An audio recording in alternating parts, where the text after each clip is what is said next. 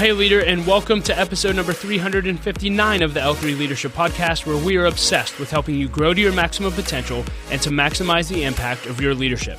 My name is Doug Smith, and I am your host, and today's episode is brought to you by my friends at Baritone Advisors.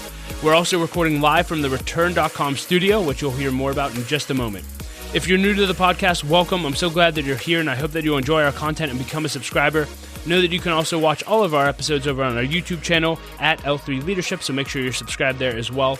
And as always, if you've been listening to the podcast for a while and it's impacted your life, it would mean the world to me, sincerely, if you would leave us a rating and review on Apple Podcasts or Spotify. That really does help us to grow our audience and reach more leaders, so thank you in advance for that. Well, leader, in today's episode, you'll hear my conversation with Heather Zempel. If you're unfamiliar with Heather, let me just tell you a little bit about her. Heather is a native Alabamian who currently leads the discipleship efforts at National Community Church in Washington, D.C., where she oversees small groups, directs leadership development training, and serves on the weekend teaching team. She attained her bachelor's and master's degree in biological engineering from Louisiana State University. She worked as an environmental engineer and as a policy consultant on energy and environment in the United States Senate before coming on staff at National Community Church. Using her educational background, Heather can now be found exploring environments that foster spiritual growth. She lives on Capitol Hill, where she can be found enjoying the adventures of parenting with her husband Ryan as they raise Sawyer, their fun-loving and energetic daughter. Heather is the author of Sacred Roads, Community is Messy, and Amazed and Confused. And I love this conversation. Heather is so much fun, and she's absolutely brilliant. And in our conversation, you'll hear Heather talk about a few things. You'll hear her talk about how to discern your calling throughout your life.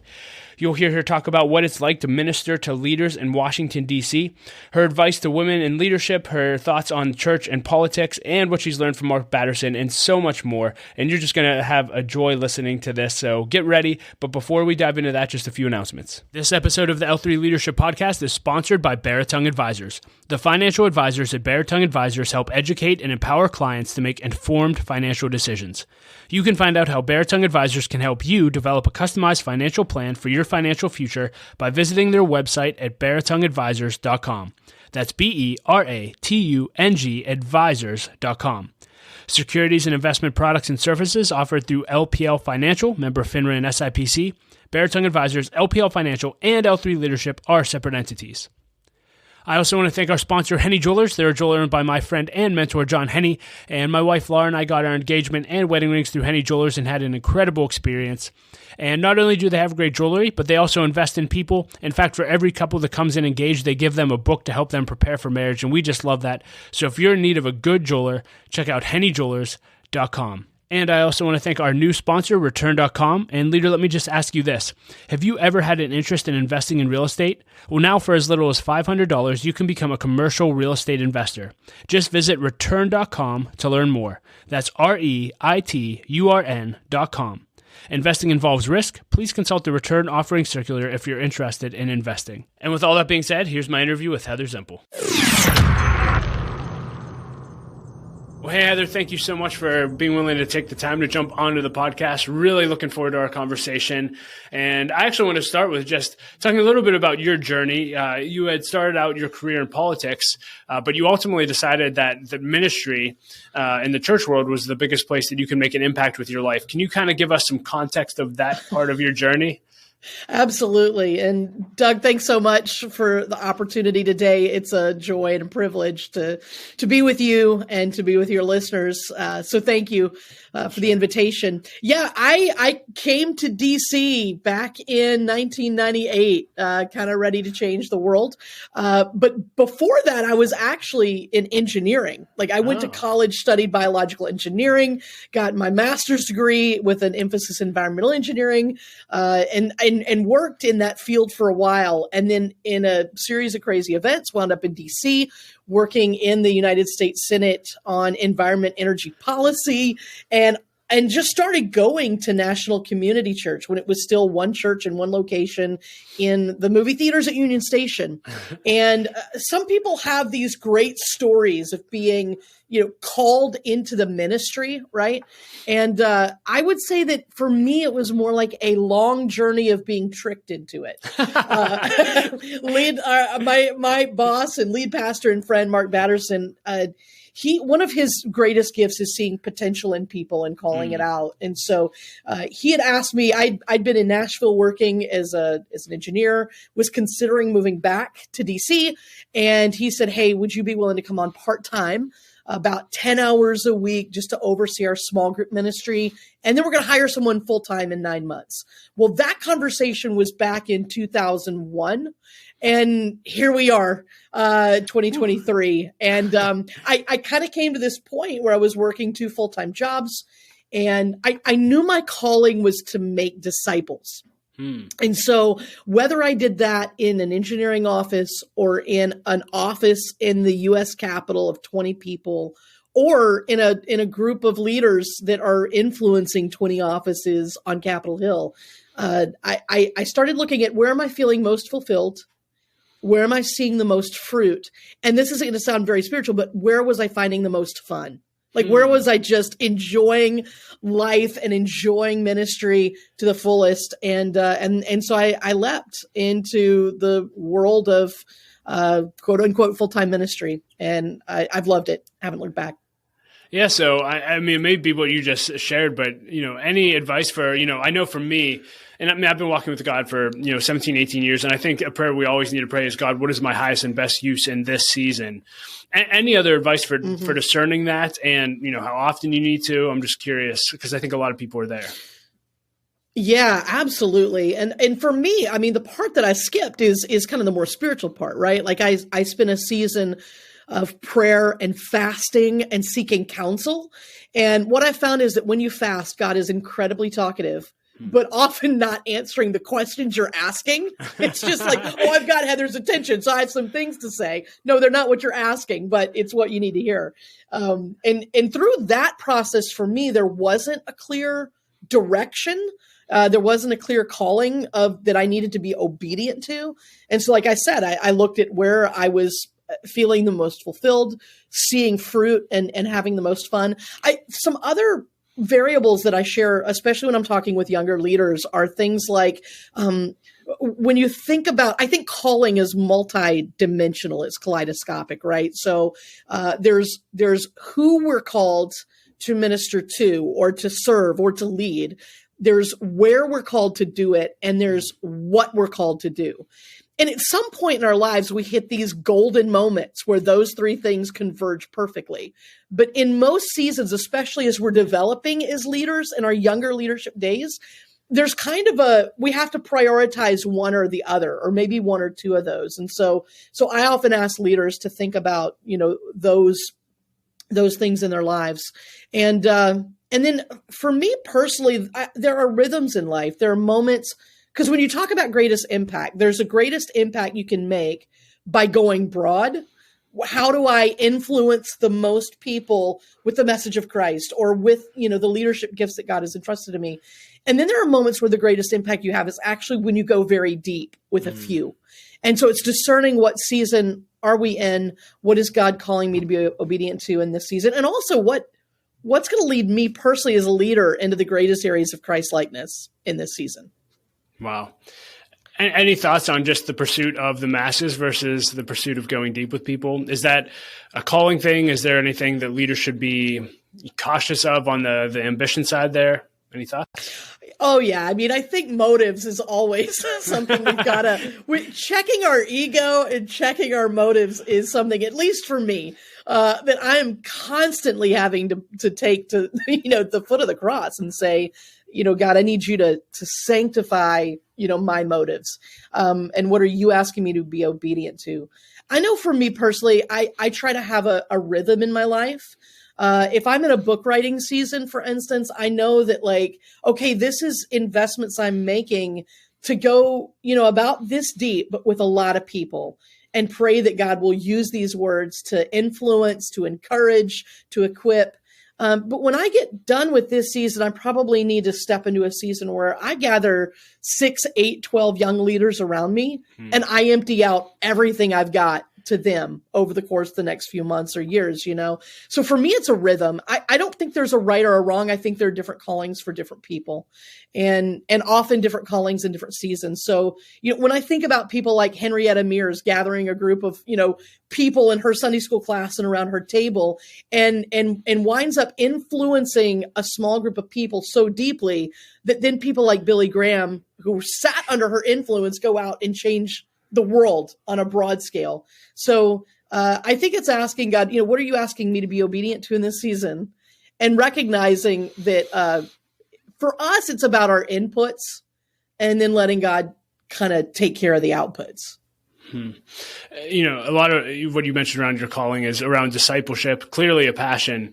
I was just intrigued when you're like, hey, is it a season to gather, 10 to 12 leaders? Mm-hmm. What does discipleship look like intentionally in your life? Because I think everyone loves the idea of making disciples and, mentoring next gen leaders, but they're not just going to appear out of nowhere. It's not going to happen by accident. What's your process for that?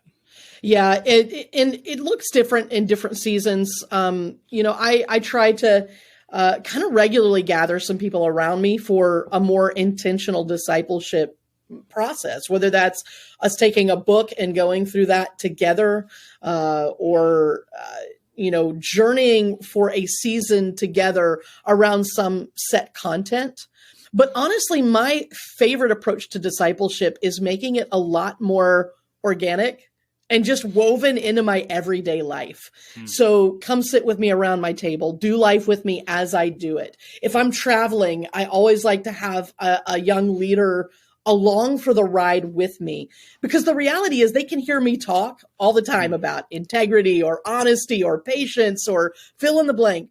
But when they see me in a real life situation, have to deal with an emotion or a crisis or something like that, that's going to carry a lot more weight than just these words that I kind of throw out in a teaching context.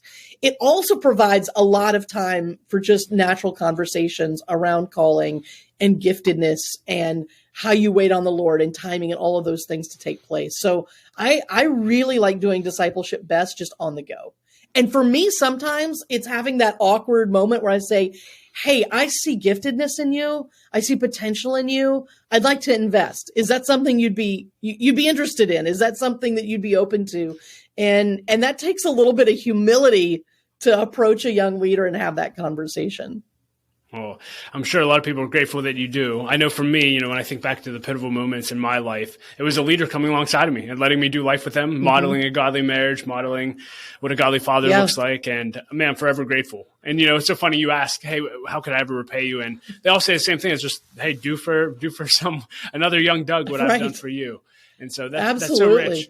So there's the organic, which I would agree, it's like life on life is so good. But then there's also structured systems. I know you do a lot at NCC with developing next generation. You have programs around this. What do you guys do as an organization to develop next gen leaders? Yeah, a lot of what we do is kind of through the fabric of our small group ministry. Several years ago, we launched an environment called Freshmen of the City. Well, let me back up. So a lot of colleges put a lot of time and effort and energy into freshman orientations because they want to set up freshmen to finish well, to be all in, to be fans and contributors to that college campus experience. And likewise, we were seeing lots and lots of young adults come to DC and they're ready to change the world. I was one of those in my early 20s. And there's nothing to orient them to the city, nothing to orient them to how you do life in the city, how to be an adult in the city, and how to marry your faith and your work. And so we launched this environment called Freshmen of the City, where we try to address all of those issues and also pair mentors, people that are a little bit older, that have been around the sun a few more times, to come alongside those young adults and talk about what it means to walk in the ways of Jesus in DC specifically. So that's one of the environments that we've had that we've seen a lot of success in. It's mid-size. People meet together in a large group, have dinner together, and then break into small groups. And then along with that, we have some residential programs, some internships, fellowships, where people can come and walk alongside our staff for a longer period of time. And our goal in that is really to talk about how do you develop the character that you need to sustain the calling that God's placed on your life. Because I think so much of leadership just rises and falls on your character. Hey, let's dive in there. I'm very, very passionate about this subject, and I love asking leaders about character development. It's actually one of our values here at L3. I tell people all the time, like, character development is the most important development because we want people to make it to their finish line. Like, I had a leader tell me recently, there are way too many unfinished ministries in the world today. So when you think about developing the character, like, is that life on life? How can people grow their character in general? Yeah. Well, I think first, it's about being intentional about it. It's about a recognition that how I finish is directly related to how I start and how I continue to grow. There's never a free pass on intentionality and discipline towards character development. And so for me, it's, and the way I've tried to practice it in my life is one of the most valuable things is just having people around me that have permission to ask me anything at any time and have permission to speak into anything they see in my life. And sometimes I have to sabotage myself. Like there are things that I know about me that nobody else knows. So I can keep that stuff hidden until it becomes toxic in my life. And so in those situations, I have to say, you know what, Jody, Ryan, Hunter, whoever is in my life, like, I need you to ask me regularly about this particular thing because I need to make sure that my character is growing, that I'm growing in integrity, that I'm growing in perseverance, that I'm growing in tenacity in this area. And you might not know that, but I need you to ask me regularly about how I'm doing in that area. And then I have blind spots. So having people that are willing to risk their reputation with me, their friendship with me, my risk, being the recipient of my emotional response to that, but willing to ask the hard questions and get in my business. So again, it's about who you surround yourself with and who the people are in your life. Yeah. And along those lines, I'm just curious, we live in a world where everyone's getting canceled for everything. I'm just curious, whether it's with your young leaders or as a staff at NCC, do you have any boundaries or, policies that you've put in place to help leaders keep their character or even just grow and develop it that you've found useful over the years? Yeah, obviously as an organization, we have a lot of the expected policies, related to healthy boundaries, relationally, sexually, things like that. For me personally, I found that, and these are just kind of personal boundaries that I've put in place. My husband knows my entire schedule and everyone I meet with and when I meet with them and why. And he has veto power over anybody that he's concerned about. And the same goes for him. He's also on staff. He's one of our pastors. And so we have total trust in one another, even when it comes to meeting with opposite sex and developing, opposite sex, having counseling meetings and things like that. But we both know each other's schedules and there's veto power with kind of no questions asked. Like if you've got to check in your heart or your mind about this, then we trust that in each other. And then again, it's surrounding myself with people that can ask the hard questions. And Ryan, my husband, knows who those people are in my life. So he also has full access to like, hey, this is something that we're struggling with. And so, you've got permission to speak in to our lives with those things. Yeah, so wise. Thanks for sharing. One thing you talked about in calling is place. You went to DC 25 years ago, so congrats on 25 years. Wow, that I feel real old all of a sudden. So I am curious, I think people have all kind of thoughts about what they think DC is like. You've been ministering there for 25 years. What do you wish people knew about DC that they may not know? Oh, man. Well, I just wish, I think my hope is that people would think better of DC than they often see portrayed in the media. I love this city. I can't pass by the Capitol building or one of the monuments without having a deep love and appreciation for where I am, and really even to continue to be in awe of the place that I've been able to do life and ministry. I love raising my kid here. It has one thing people might not know about DC is there's kind of a small town feel to it, right? But along with that small town feel, there is the opportunity to reach the world from where we are. And I love that. The thing that I like for people to know about those that work in the government, whether they're elected officials or they're those that are serving those that are elected, is they're people.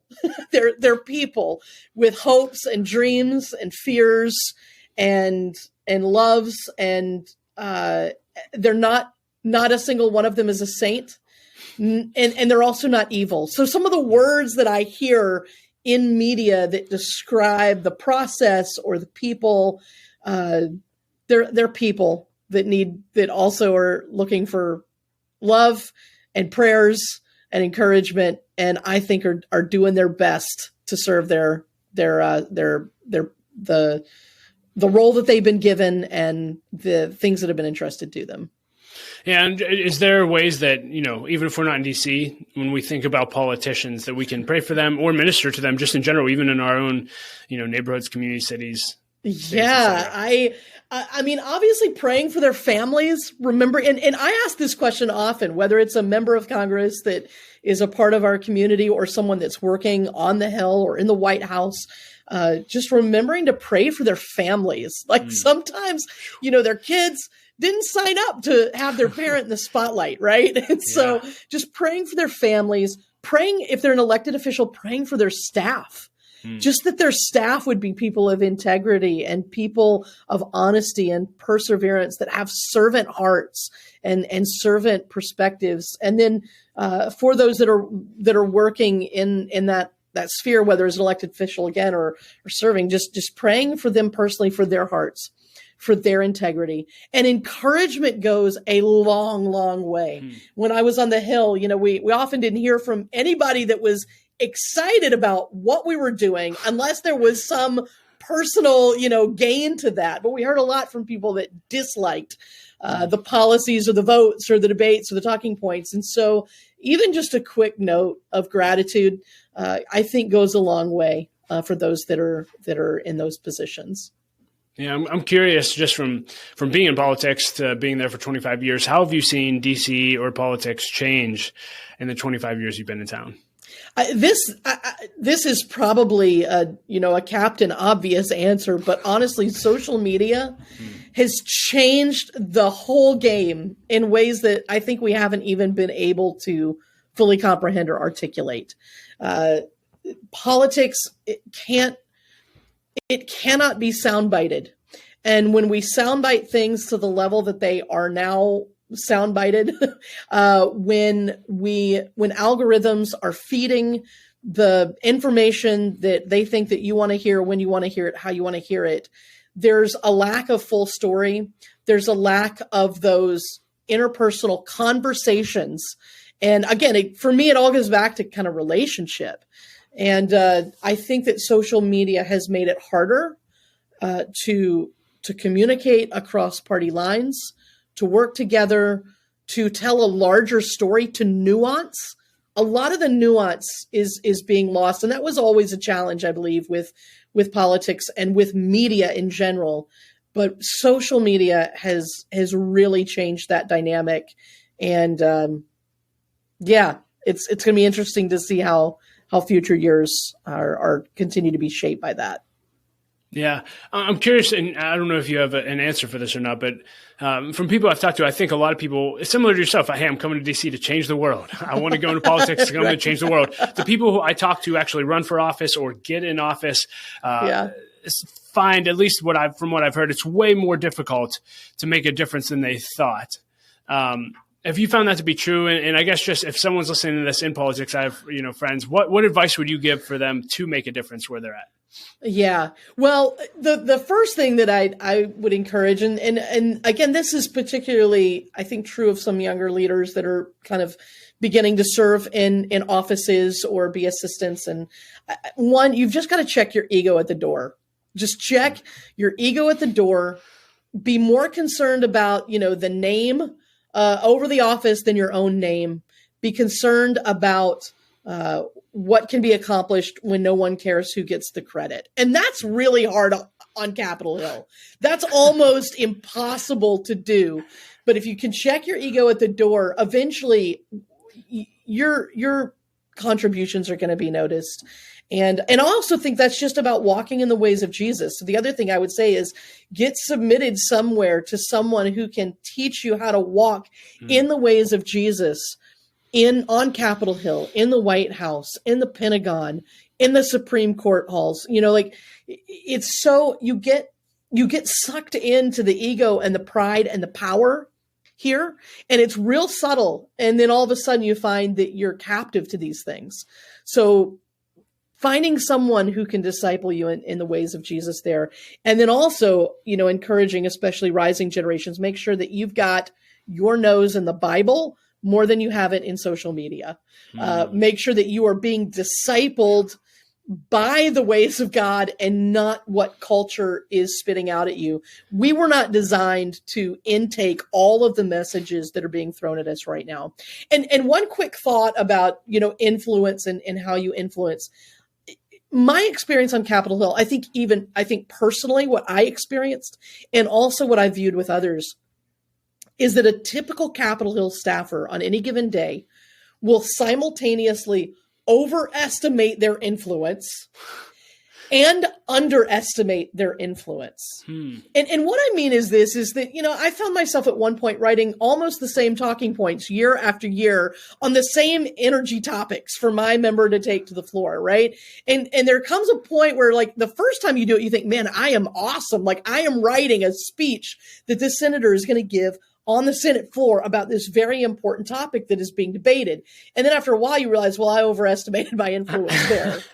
And yet some of the conversations that you might have with a constituent or some of the services that you do to take care of somebody back home has a tremendous impact on that one life or on that one community. And so often that gets overlooked, the difference we can make in the lives of individual people or individual communities that we have been trusted to serve and to represent. So with younger leaders on Capitol Hill, I'm like, look, you're overestimating your influence and you're underestimating your influence. The best thing to do is keep your head down, do what you do with excellence, and walk in the ways of Jesus and leave the results to God. Talk to just members of the body of Christ. So obviously it's a politically divided nation. There's people on both sides. People have made politics their God, I feel like, in recent years. What's your all message at NCC just to the body of Christ when it comes to politics in the church and following God? Yeah. And it's quite a journey, right? We used to say that we were apolitical as a church, and that was our goal. And then a few years ago, we changed our language because we realized, no, to be apolitical is to strip the value away from those that are involved in this work. And we believe that this work is so important to the kingdom of God, and we want to honor that. And so we switched our language, not to say that we're apolitical, like it's not something we care about or it's something that's over there that we don't want to have anything to do with, just that we're nonpartisan. And in our church, we have people that span the entire spectrum of political ideology. I mean, across the aisle and to the edges and the extremes, right? And so we want to honor the work that they do. We want to disciple them in the work that they do, and then continuously remind people and try to model that we're part of a kingdom that is bigger than these smaller kingdoms that we've given our allegiance to. And so it's hard. I mean, we, on any given Sunday, we at times find, especially in moments where the political tensions are high, there are moments where people will leave our church because we said too much. And then other people that will leave because we didn't say enough about whatever the issue of the day is. And I think we've just learned that that's the reality that we live in. And we want to be a people that are first and foremost giving our allegiance to Jesus, which is not going to put us in any convenient political party. So. Yeah, well, thank you for sharing your deep insights into the world of DC. You're our global insider. I certainly don't speak for the whole of DC, but I do. Right. I love this city and I love the people who are there.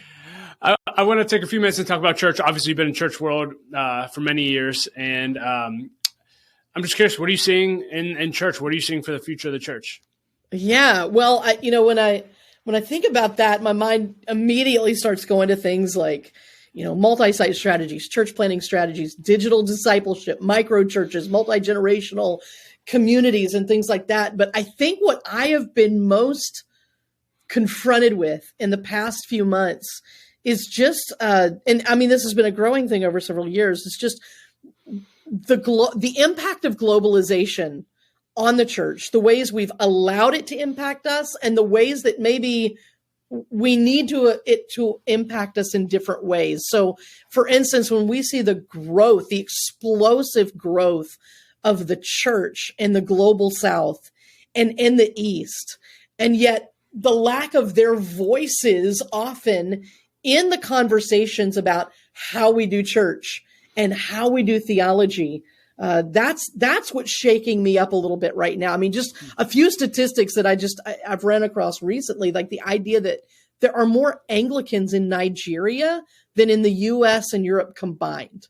Wow. That 20 to 30 years from now, the typical Christian will be an African woman.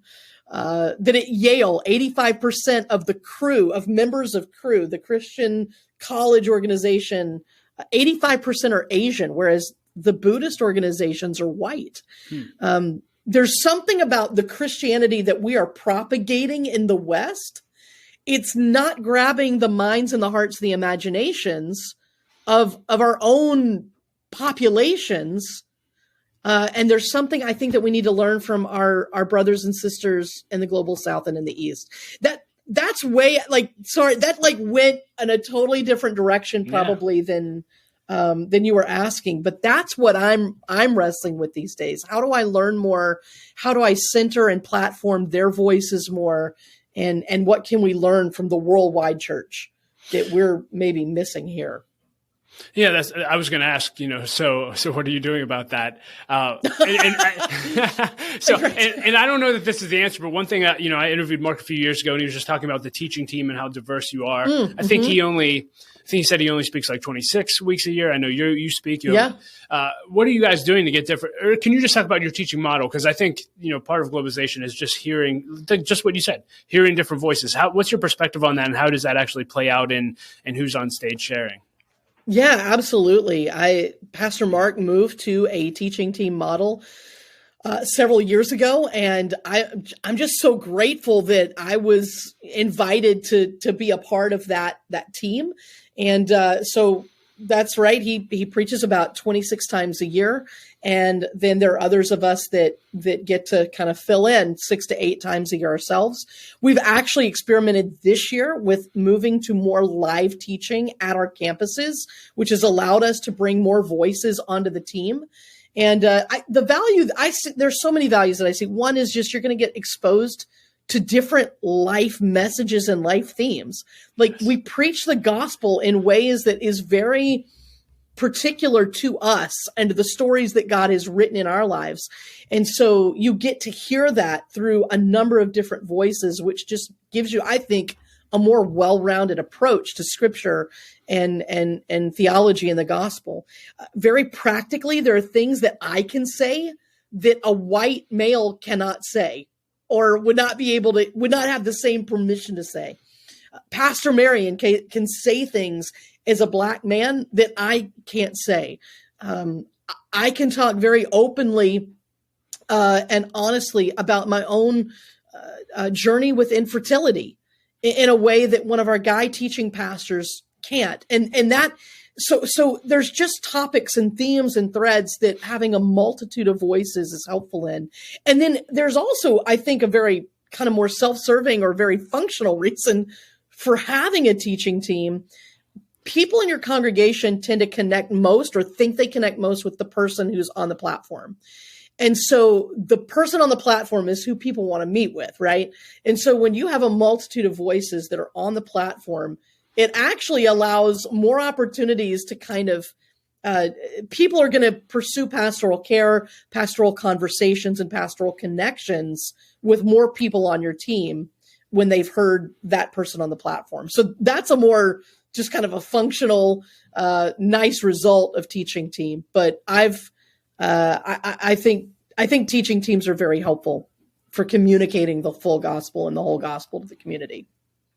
I'll let you share your new title because I don't want to butcher it. But but I do realize that I thought this was fascinating. One of your responsibilities in your new role is you're launching businesses as mission. Yeah. And I've started to see this movement. Can you talk about that? I think it's so fascinating. And please share your awesome epic title. Yeah.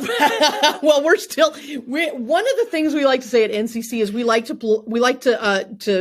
build planes in the air. Yes. Like we get an idea and we just run with it. And you've interviewed Mark before, so he's probably shared with you. His philosophy is, fire, aim, ready. Like, he starts running before the picture is fully in place. And so my new title is Executive Director of the Dream Collective. And so cool. Dream Collective is, we incubate dreamers. We want people who have a vision from God. We want to give them a blessing and a birthright. We want to give them a tribe of people that can rally around them. We want to see dreams from God come to life. And so that finds expression in church planting, in, like you said, launching business as mission, in being engaged in certain spaces of cultural renewal. How do we commission artists to tell the story of God in moving pictures, in poetry, in sculpture, in ways that a pastor on a stage is not going to be able to do? And so this is really kind of the outward facing arm of NCC. It's our attempt to turn ourselves inside out, to do more things where we have less control and get less credit, things that don't have our names on them. And so the business side for us, the genesis of that story was, years ago, we decided to buy a property, but instead of building a church building, we built a coffee house. So we put Ebenezer's Coffee House at the corner of 2nd and F Street with the idea that Jesus didn't just hang out in religious buildings. He hung out at wells. Wells were the natural gathering places of society, and it's where he did some of his deepest ministry. And so as a church, we have launched Ebenezer's Coffee House. We opened up a movie theater in Southeast DC, Miracle Theater. We have the Capitol Turnaround near the Navy Yard now. And so we believe just at our gut that the church belongs in the middle of the marketplace. And for every church that we launch, we also want to see a business that is operating according to kingdom principles, that is building towards cultural engagement and kingdom renewal. We want to be a part of that. And so from within our church, we've seen more and more people that get a vision from God and they're running with it, are starting businesses, they're launching ventures, they're founders. And we've been able to be a part of that in a non-formal way.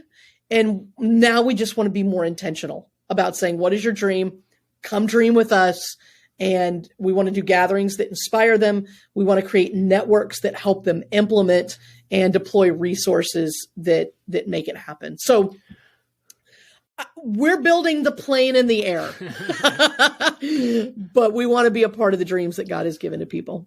Yeah, it sounds like a beautiful plane to be building. I want to get in the lightning round in a minute. I guess the last two questions I would ask. One, just obviously I respect Mark a lot. I'm sure he could write a book on the lessons that he's learned from you. I'm just curious, being under his leadership for so long and being that close, what's maybe one or two of the greatest lessons that you've learned being under his leadership? One of the things that he told me when I first came on staff was you need to have thick skin and a soft heart. He lives his life with the goal of being unoffended. And that's been so challenged to me. Like every time, it's like a masterclass. The way he is able to love people and see people and value people, even those that disagree with him most, and say the worst things about him. So that's one of the number one things I've learned from Mark. thick skin, soft heart, be unoffended. The other thing that I've learned from him is, I mean, there's so many things. I could fill books and books with things that I've learned from Mark, but the idea that God is always writing a bigger story. No matter what detour you find yourself on, no matter what delay you feel like you're in, no matter what distraction or hindrance or hurdle you're up against, God's writing a bigger story.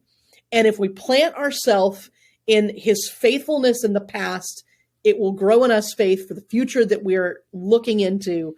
And God's got blessings in categories that we have not even begun to dream of. And so just believing that God's writing a bigger story. Beautiful. We could spend probably a whole podcast on this, but I'll just leave it open-ended. You're obviously a woman in leadership and leading for a long time. What advice do you have for either women in leadership and or women aspiring to leadership, whether it's in the church, organizations in general? Yeah. And the first thing I would say there, my first encouragement is go listen to the interview you did with Katie Cole a few months ago. Her work with women in leadership is just at the very top. And so that would be the number one thing that I would encourage people to do. But also as women in leadership, I would encourage you first and foremost, like keep your head down, do things with excellence, focus on inputs, let God take care of the outputs. I would say celebrate those around you. Often the biggest hurdles that women face in leadership, granted, there are plenty of hurdles that come from, organizational structures and maybe men not knowing how to lead women well, but sometimes women, we see each other as the problem or the competition. And if we could celebrate one another and blaze trails for people coming behind us, that's what's going to unlock a lot of doors for women and unlock a lot of opportunities and allow more women on the platform. And I would also say, if you're a woman in leadership and you see people that are empowering women well, celebrate that, acknowledge that. Sometimes we can get so focused on what's wrong that we fail to recognize and acknowledge and celebrate what's right. So those are some things that I would encourage women in. That's a good word. With the time we have left, I want to dive right into the lightning round. Just a bunch of fun questions I try to ask in every interview. First one is, what is the best advice you've ever received and who gave it to you? So what has kind of become my life motto is the idea that success is not measured by the size of your organization or the number of people who hear you preach, but how well you've discipled to the third and fourth generation. And that came to me via a mentor by the name of Dave Buring. And it was told to him when he was 19 years old by Lauren Cunningham, who's the founder of Youth with a Mission. This idea that give your life to discipleship. That's how your life and the success of your life will be measured. Wow. Yeah. Is that your connection with Kent? We don't have to spend a lot of time. Oh, yeah, it is actually. Okay, Kent and I met at a Lion's Share gathering. Yeah. Beautiful. Yeah. Dave's wonderful. I had him on the podcast as well. Love his heart. If you could put a quote on a billboard for everyone to read, what would it say? Make someone's day. Just give your life every day to make someone's day. Top books you give away, maybe one or two that have greatly impacted you. Oh, gosh. Practice of the Presence of God by Brother Andrew, making every moment of every day an opportunity for worship and prayer. I love books like Water from a Deep Well and Church History in Plain Language. I think connecting to the larger story that we're a part of in the kingdom of God and exposing ourselves to different expressions of spiritual formation is really important. I love Jesus Through Middle Eastern Eyes. It puts the words of Jesus into the world of Jesus, and context matters. Anything by Lencioni, the Heath brothers. I love Range. That's kind of a new one I've read. And then, sorry, this is more than one or two. It's hard to ask for one or two. Look at the library behind you. Yeah. Right. I believe every person should read the Chronicles of Narnia all the way through at least 3 times in their lives. One is a child, once as a young adult, and once as an older adult, because you see different things in those stories every time you read them. Really, really good. I'm taking my oldest daughter through it right now. It's a lot of fun. I love it. So I think I just gave you like 12 books when you asked for 2. I love it. We'll include links to every one of them in the show notes. We'll get our team on that. All right, you get to spend time with a lot of leaders. I'm curious. Do you have a go-to question that anytime you get to spend time with someone you ask? I like to ask, how did you get started? What do you love most about what you do? What what accomplishment were you most proud of by the time you were in the 6th grade? And if you could go to any concert in the history of the world, what would it be? All right. Well, I usually ask the question back to the guest. I'll go with the last one just because let's keep it fun. If you can go to any concert, what would you go to? Oh my gosh, I would go to Johnny Cash live at Folsom. Now, the problem with that is twofold. I'd have to be a guy and be in prison, but would love to be there for the energy and just the raw talent of that concert. What's your biggest leadership pet peeve? I hate critique when it's not the right time. I love critique. There's a time but when it's coming at the wrong time, that's a little annoying to me. Another one that's kind of granular. I hate on Excel documents when people don't use word wrap and the text just goes off the line. I hate that. I have no idea if I do that or not. I'm guessing I probably do. Yeah. So that's awesome. I don't know if it's a requirement of NCCers. I'm imagining just knowing Mark's work that everyone has a bucket list. But even if you don't, what's something you've done in your life and experience that you think everyone should do before they die? Gosh, I'm a big I have a bucket list for every year. So I'm a big bucket list creator and maker, and I make everybody do those. One of the things that I think every Christian should do as they have opportunity and are able is to study the Bible in the lands of the Bible. And I don't mean just going on kind of a tourist trip, but the kind of trip where you go with a community of people and someone that walks through the scriptural story in context of that world, because you read it completely differently. So that's something I would encourage everybody to do as they're able. What's one big thing on your list for this year? Oh my gosh. Well, I just went back to school.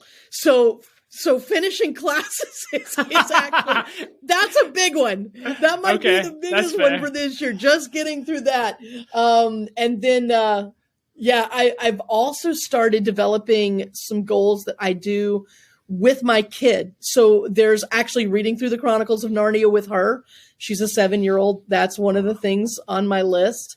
And then this is coming up. This isn't this year, but I turn 50 next year, and I think I want to celebrate it at Disney World. So nice. That's one of those. Go. That's leaning into my Enneagram 7 and fun, and has absolutely zero value add to the world or to my life other than just it sounds like fun. Fantastic.